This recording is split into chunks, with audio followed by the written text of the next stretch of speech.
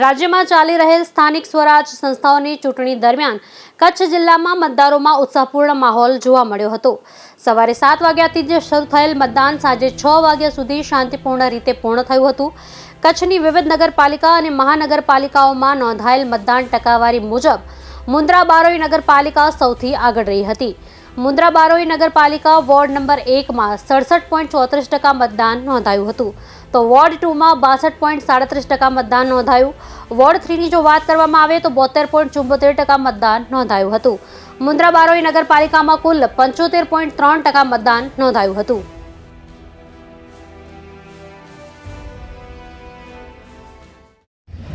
હું રિસેન્ટલી 18નો થયો છું ને આ મારો ફર્સ્ટ વોટિંગ છે ને મારું સદભાગ્ય અને ગૌરવ છે કે મારો પહેલો જ વોટ મારી પોતાની મમ્મી ડૉક્ટર જિજ્ઞાબેન હિમાલય જોશીને આપીશ।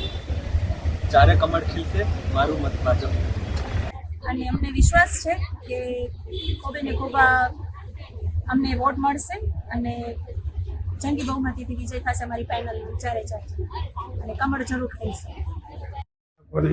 હા સર, જ્યારે મતદાન 26 તારીખે થઈ રહ્યું છે, સ્થાનિક સ્વરાજ્યની ચૂંટણી છે, ત્યારે આજે ગરમીનો માહોલ છે તે છતાં પણ મતદાતાઓમાં જાગૃતતા છે।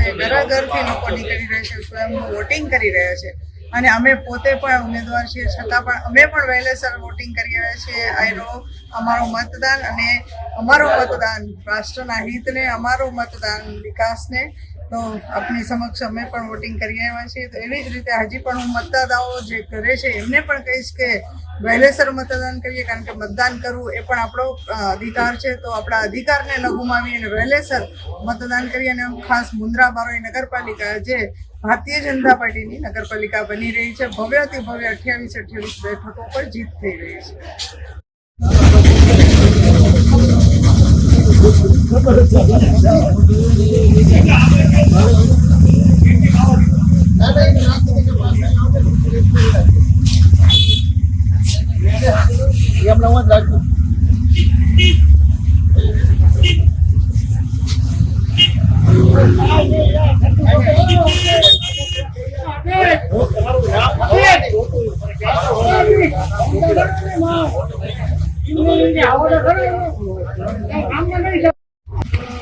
નમસ્કાર, તમે બારોઈ નગરપાલિકાની ચૂંટણી અંતર્ગત આપ જુઓ છો, આપણે સૌ વોર્ડ નંબર 5 માં ઉપસ્થિત છીએ। ખૂબ જ સરસ રીતે અત્યાર સુધી મતદાન ચાલી રહ્યું છે અને લગભગ અંદાજિત અમારા આ બધા તજજ્ઞો બેઠા છે, સુરુભાઈ છે, સુરેશભાઈ છે, અમારા ચીકુભાઈ કૃષ્ણજીભાઈ, આપણું કેટલું અંદાજિત મતદાન થયું અત્યાર સુધી? લગભગ 35 થી 40% જેટલું મતદાનની અત્યાર સુધીની નોંધ થઈ છે। હાઈસ્કૂલમાં અહીંયાનું મતદાન છે।